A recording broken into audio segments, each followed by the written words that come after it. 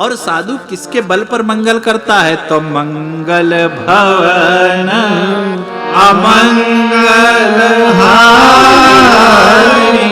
क्यों? क्योंकि साधु के पास तो भाई और किसका बल है? साधु के पास तो अपने इष्ट का ही बल होता है। साधु के पास और कोई बल नहीं होता। भौतिक संसार का बल साधु के पास नहीं होता। उसके पास तो अपने इष्ट का बल होता है, और जिसके पास जो बल होता है उसी बल का वो दंभ भरता है। और साधु भी यही करता है। साधु संघ का परिणाम क्या हुआ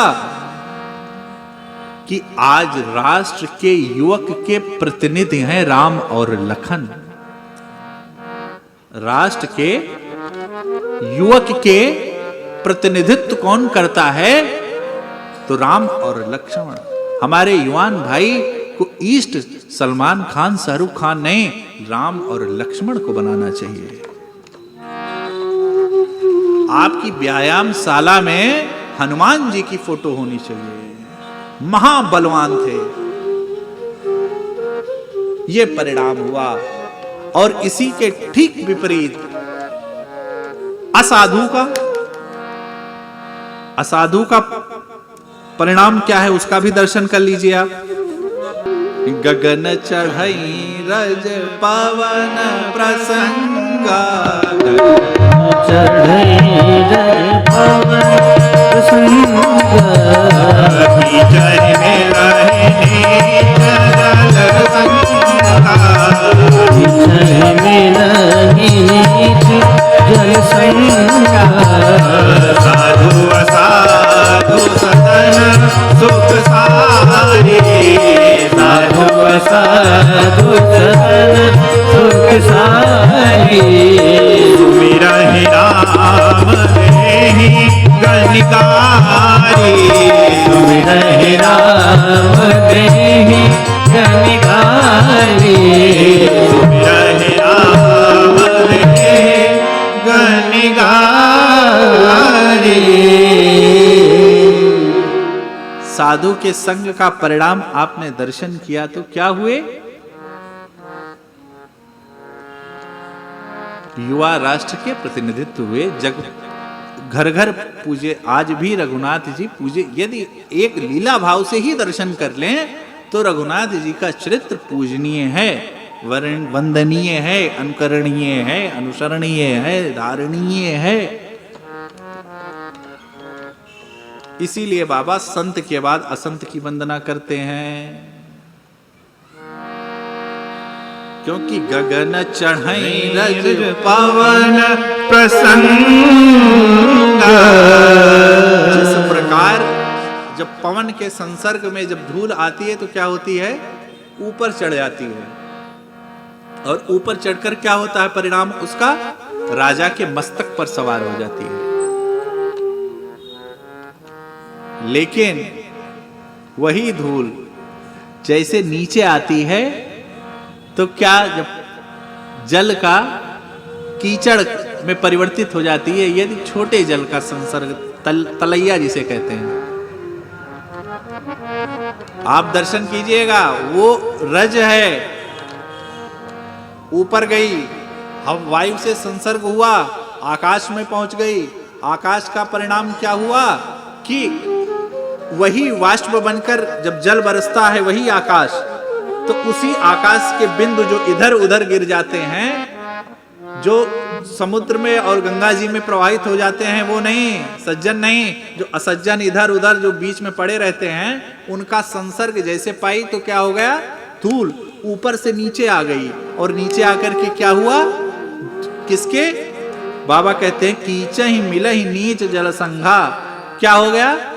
रज के सबके चरणों का क्या कर रही? प्रहार, पद प्रहार सह रही हैं सब। असज्जनों और सज्जनों की ठीक यही स्थिति है। जब सज्जन कितने भी श्रेष्ठ कुल में क्यों ना जन्मा हो, लेकिन यदि एक क्षण का भी संग हो गया असज्जनों का, तो फिर आप चाहे कितना भी प्रयास कर लीजिए, वो सज्जन होने वाला नहीं है। फिर आकाश कितना भी चाहे, लेकिन उस कीचड़ को फिर ऊपर नहीं ले जा सकता। वो उसको तो पद प्रहार सहना ही पड़ेगा। वही हाल है। और ये सज्जनता असज्जनता कहां पर आती है? तो सत्संग में आती है। इसका ज्ञान कहां, विवेक कहां होता है? तो सत्संग में होता है। जिस प्रकार साधु के घर का तोता भी राम राम राम राम करता है, साधु के घर का तोता भी, सुख सारिका भी राम राम करता है, लेकिन वही सुख सारिका, वही तोता यदि असाधु के घर में होता है तो गाली देता है। ये मेरे वाक्य नहीं है, ये बाबा के हैं। और आप विचार करेंगे, वही सुख सारिका जब वन में होते हैं तो मनुष्य को देखकर भागते हैं, और वही सुख सारिका जब मनुष्य के संग में आ जाते हैं, श्रेष्ठ के संग में सज्जन के आ जाएंगे तो राम राम, और दुर्जन के आ जाएंगे तो गाली देंगे। ये है संग का प्रभाव। संग दोष से इसीलिए शास्त्र कहते हैं बचना चाहिए। आगे बाबा करते हैं, सिय राम मैं सब जग जानी, करहु प्रणाम जोरी जुग पानी। सिय राम मैं सब जग जानी, करहु प्रणाम जोरी जुग पानी। बाबा वंदना में कहते हैं कि हम सबको जी श्रेष्ठ वही है जो सबको समान भाव से आदर दे, स्त्री हो या पुरुष, सबको। तभी बाबा कहते हैं सबसे पहले सिय राम, क्योंकि शास्त्रों में थोड़ा सा बताया गया है कि स्त्रियों को पूजा आदि ये सब निषेध है, इसीलिए बाबा ने उन सब को, क्यों? क्योंकि मानस जीने की कथा है। बाबा ने सबको झुठला कर कहते हैं कि सिय राम मैं सब जगह जानी, यत्र नारित्य पूज्यन्ते रमन्ते तत्र देवता। मनुस्मृति का न्याय है ये। जी हां, जिस घर में नारी का सम्मान है उस घर में रघुनाथ जी का वास होता है। माताओं का सम्मान करना चाहिए। माताएं हमारे समाज की मेरुदंड हैं, धारिता हैं, कारक हैं, कारण हैं। इसीलिए बाबा कहते हैं कि सिय राम में सब जगह जानी। किसको? जड़ चेतन सब। जड़ कौन? अज्ञानी ही जड़ है।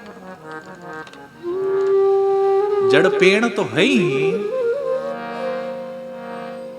परंतु जिसको कर्ता का बोध ना हो वो भी जड़ ही है। जिसको कर्तव्य का बोध नहीं है वो भी जड़ ही है। हाड़ मास का जड़ है वो।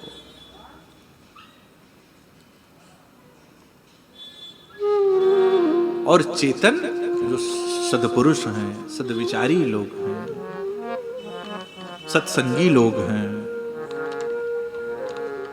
और बाबा इसीलिए कहते हैं करहु जोर, हाथ जोड़ बड़ी। अब इसमें से आप देखिए,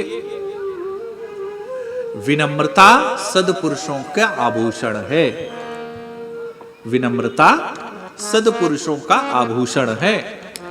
आपको सदपुरुष विनम्र दिखेंगे, और जो विनम्र नहीं है वो सदपुरुष कहलाने के लायक नहीं है। उस सदपुरुषों का लक्षण कुछ और नहीं है, विनम्रता ही। और उनके बोलने, चलने, उठने, बैठने से पता चल जाता है। क्यों? क्योंकि विनम्र होना और विनम्रता का ढोंग करना ये दोनों अलग है, विलग है। तो विनम्र क्यों? क्योंकि विनम्र शरीर का विषय नहीं है, विनम्र हृदय का विषय है। शरीर से आप किसी को प्रणाम मत कीजिए, ठीक है, परंतु शरीर से किसी को प्रणाम करके आशीर्वाद नहीं प्राप्त किया जा सकता है। अब तो दौड़ के छीन करके चरण किसी का पकड़ लो, छू लो, दौड़ लो, इससे आशीर्वाद नहीं प्राप्त होता। क्यों? आशीर्वाद तो रोग छिद्रों से प्राप्त होता है।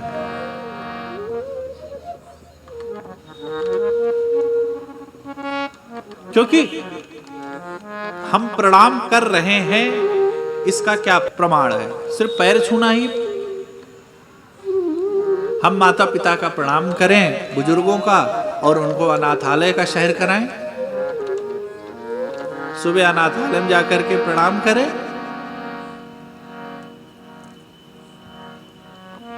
हम ये तर्क देते हैं कि आपको तो 2-4 साल जीना है, हम अपनी जिंदगी क्यों खराब कर लें? खूब कमाओ, अच्छी बात है, लेकिन इतना ध्यान रखो कि अमेरिका जाओ तो माँ पिताजी का भी टिकट वीजा करा करके तब जाओ, उनको साथ में लेकर के जाओ, क्योंकि आज अमेरिका जाने के लायक बनाया है तो उन्होंने ही बनाया है, उनकी ही कृपा से आज इस लायक बने हैं। मंगल करनी काली मल हरनी तुलसी कथा रघुनाथ की। मंगल करनी काली मल हरनी तुलसी कथा रघुनाथ की।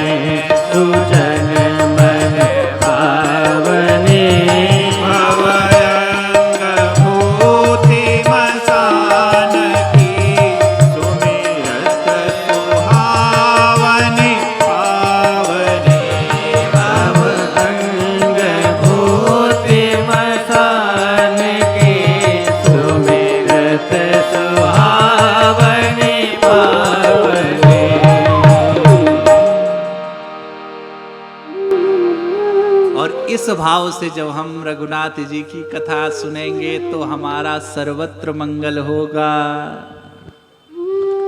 मंगल करनी, सर्व मंगलों का जड़ भैया तो सिर्फ और सिर्फ रघुनाथ जी की कथा है। और माता पिता की बात कौन सुन सकता है? तो बाबा कहते हैं सिर्फ सज्जन ही माता पिता की बात सुन सकता है। इसीलिए बाबा किसको जोड़ते हैं यहाँ? किसकी वाणी कौन मुदित होता है? तो माता और पिता। जी हाँ, धरती के स्वर्ग है, धरती के भगवान शरीर के रूप में माता पिता के रूप में है। माता पिता की सेवा पुराने जमाने की सेवा नहीं है। मातृदेवो भव पितृदेवो भव। माता पिता की सेवा घर में किया कीजिए, तभी रघुनाथ जी की कथा आपको कल्याणकारी होगी। कोई भी साधन का फल तभी होगा, जिस प्रकार वृक्ष तभी पुष्पित पल्लवित होगा जब उसके जड़ में उसको बराबर जल, खाद या उसको जिस चीज की आवश्यकता है वो बराबर पड़ती रहेगी, तब उसमें नव पुष्प होंगे, नव फल होंगे, रसदारी रस फल होंगे। अन्यथा जहां पर जड़ की सेवा नहीं है, रूट्स की जहां पर सेवा नहीं है, वो वृक्ष, वो घर, वो मंदिर या समाज वो वंदनीय नहीं है। और वहां पर रघुनाथ जी की कथा भी कल्याणकारी नहीं होगी। इसीलिए बाबा पहले ही माता और पिता को जोड़ देते हैं वंदना के प्रसंग में ही। जी, जितना इष्ट और उतने ही माँ पिता जी का प्रेम, श्रद्धा, बाबा की श्रद्धा माँ पिता में भी उतनी ही है जितना अपने इष्ट में है। इसीलिए बाबा पहले जोड़ देते हैं, क्योंकि तभी प्रभु की संगति फलेगी। वेद और शास्त्र तभी जीवित हैं जब आपके घर में सज्जनों का वास होता रहे, सज्जनों का आना जाना लगा रहे, श्रेष्ठों का आना जाना घर में लगा ही रहना चाहिए।